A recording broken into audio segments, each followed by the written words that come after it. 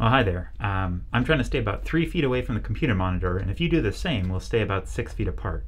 So I think I'm safe to take the mask off now. Although, a tip, if you put the glasses on after the mask, kind of pinch it down a little bit there, they don't fog up nearly as much. But actually I was asked to share an entirely different tip. So if you don't know me, I'm Paul Schmelzenbach. I'm a professor of physics and engineering. And I've been teaching here about 14 years. I know a lot about pedagogy within physics, but I'm pretty new to the idea of pedagogy in the online environment. So I've been trying this summer using some different ways to engage students as best as I could. And one of those tools I'm using is called edpuzzle. Now, this video is going okay, but let's say I wanted to embed some questions in it. How could I use edpuzzle? The first step is to upload your video. You could do this directly into edpuzzle, or you could use YouTube, which then automatically closed captions it, and then bring it into edpuzzle. Your free account on edpuzzle.com. You're now ready to add content. You can do so by clicking the big button that says Add Content. You can then load up in your own video, or if you used YouTube, you could have YouTube and put in a link there. There's also other kinds of videos you could use besides your own. Now here I've already uploaded mine, so I'll click on that. And now I could watch my video, or what I want to do is add questions. So I could clip out parts of it I didn't like, add a voiceover, or I'm going to add questions.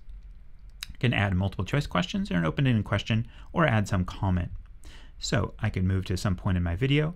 I usually actually just watch my video over again, and I could pause it at some point.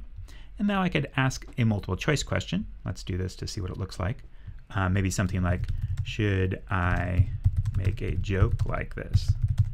And then you could just say no, yes, and then you can choose your right answer. If for some reason you felt like you should be able to make a joke about COVID-19 in a mask, that might be okay. At this point you could also add feedback so the student can see once they click other kinds of things. So something like humor helps us in tough situations. Something like that. Now, once I had the question I wanted, I could save it. Now, maybe this isn't a very good multiple choice question. I could do an open-ended question. Should I make a joke like this? And let the student respond. Let's leave it as an open-ended question. I'll save it. And as I save this, there's now a marker at this point in the video. I could move to some other point. And at some spot, I could also add in at some point I talked about my glasses. You could have, maybe that's a better multiple choice question. Did you already know this? And you could say yes or no. And here there might not be necessarily any correct answer, so you could have both of them be correct, and maybe some different feedback. All right, so at this point, we have now created 2 different questions, and maybe we could basically be done. For the student, they'd be watching the video, and then it would stop at some point, and then have a question like this. So, maybe, but this might confuse people about masks. Something like that. Whatever. And then you could either rewatch, so you could go back and think more about this. You could skip the question or submit the question. So how do students actually get to the video? Well, they could just log into edpuzzle and answer it that way. However, it's probably better to integrate through Canvas, so the rest of your coursework is just right there. Let me show you how to do that. So the very first part of your class, there'll be one moment where you connect this class with edpuzzle. And on edpuzzle, it shows you how to do that. It's not too hard to do.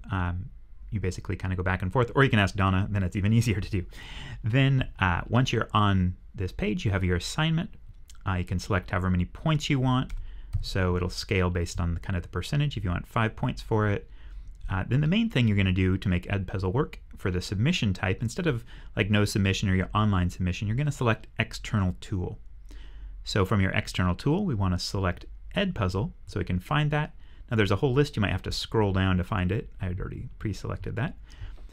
I click on this and it'll bring up the different videos I have in edpuzzle.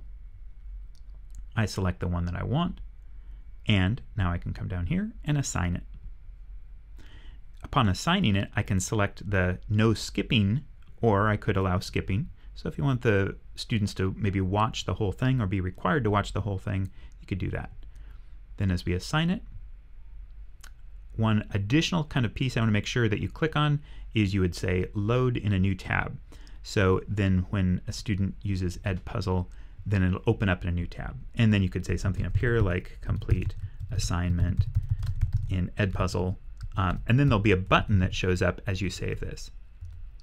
So then the students will just click on the button and then go right into it. And that's it. So overall, I found edpuzzle to be a pretty good tool to embed questions within videos, and it might be the right tool for you to use.